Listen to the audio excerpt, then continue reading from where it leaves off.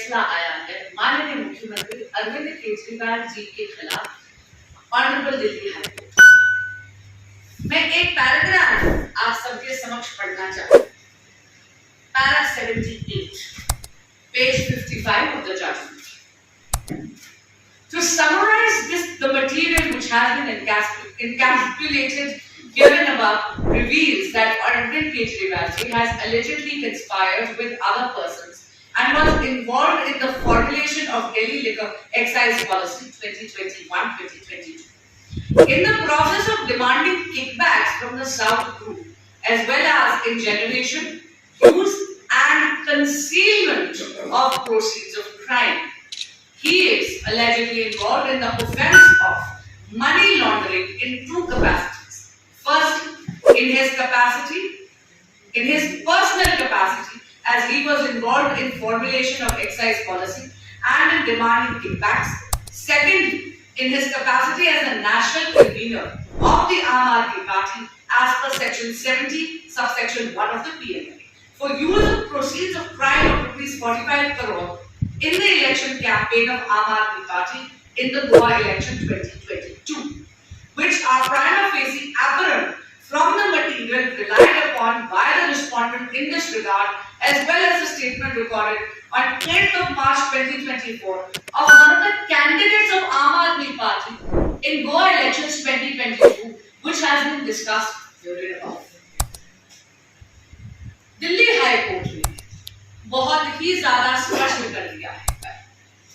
पहली बात उन्होंने कहा है कि माननीय मुख्यमंत्री अरविंद केजरीवाल जी ने अपनी व्यक्तिगत तौर पर, उनका खुद एक बहुत अहम रोल था, उन्होंने व्यक्तिगत तौर पर, दिल्ली के मुख्यमंत्री होने के तौर पर और आम आदमी पार्टी के मुखिया होने के तौर पर एक बहुत ही अहम भूमिका निभाई है शराब घोटाले में, और खुद उन्होंने किकबैक्स लिए हैं। इसीलिए दिल्ली हाई कोर्ट ने कहा है कि ईडी ने जितने भी सबूत और तथ्य दिल्ली हाई कोर्ट के समक्ष रखे गए, उसके बाद ये जाहिर हो गया कि कानूनी तौर पर माननीय मुख्यमंत्री अरविंद केजरीवाल जी की गिरफ्तारी पूरी तरह लीगल थी। स्वाभाविक सी बात है कि ये कल जो दिल्ली हाई कोर्ट की जजमेंट आ रही है, ये दिल्ली की जनता और काफी लोगों की आत्मा को झकझोर के रख रही है। सिर्फ एक व्यक्ति है जिसका जमीर नहीं जाग रहा, और उनका नाम है माननीय मुख्यमंत्री अरविंद केजरीवाल जी। आज माननीय राजकुमार आनंद जी एक ऐसे आम आदमी पार्टी के कॉलीग हैं माननीय मुख्यमंत्री अरविंद केजरीवाल जी, उनके जब उन्होंने 2010 से उनका साथ निभाया था।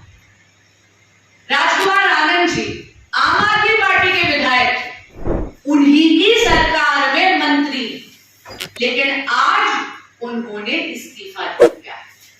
और उनके शब्द क्या थे? उन्होंने बाबा भीमराव अंबेडकर का आवाहन कर उनका हवाला देते हुए उन्होंने कहा कि बाबा साहब बोलते थे पे बैक टू सोसाइटी, लेकिन ये वो पार्टी नहीं देते। आम आदमी पार्टी एंटी करप्शन प्लान पर चुनकर आती थी, लेकिन आज सर से लेकर पांव तक पूरी तरह भ्रष्टाचार में लिप्त है।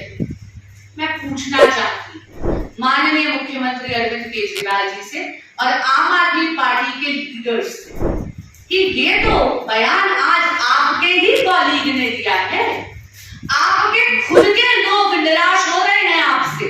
क्यों? क्योंकि आप पे बैक टू सोसाइटी के प्रिंसिपल पर चुने जरूर गए थे, लेकिन आप किक बैक टू सेल्फ वाली पार्टी बन गए। और अब तो जागिए अपनी नींद से माननीय मुख्यमंत्री अरविंद केजरीवाल जी, अब तो सत्ता का मोह छोड़िए। आप क्यों सीएम की कुर्सी को ऐसे जकड़ कर बैठे? जेल से सरकार चलाने पर आप क्यों आतुर हैं? क्यों आप दिल्ली की जनता का अहित कर रहे हैं? और आपको नहीं लगता, आपकी आत्मा आपको नहीं कचोटती? राजकुमार आनंद जी आपके इतने पुराने कॉलीग, उन्होंने आकर मीडिया के समक्ष बोला कि उनका